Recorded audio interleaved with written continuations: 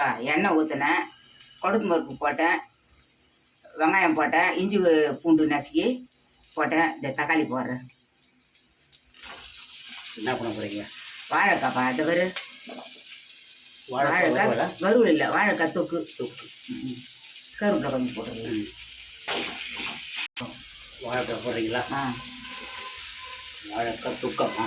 ஆமாப்பா, வெங்காயம் தக்காளி இஞ்சி பூண்டு வாழைக்காய் எல்லாம் தொக்கு. வாழைக்காய் தொக்கு. வாழைக்காய் தொக்கு இஞ்சி பூண்டு போட்டால் தான் நல்லா இருக்கும். அரிசி சரிப்பா, மிளகாத்தூள் போடுறேன் 1 ஸ்பூன் போட்டுக்கலாம். இது 1 ஸ்பூன் போட்டுக்கிறேன். இதுப்பா உப்பு போடுறேன். அதுக்காக உப்பு போட்டு கலரி தண்ணி ஊற்றிடலாம். ஃப்ரெண்ட்ஸ், வாழைக்காய் தொக்கு ரெடி ஆயிடுச்சு. இந்த பக்கம் மாங்காய் சாம்பார்.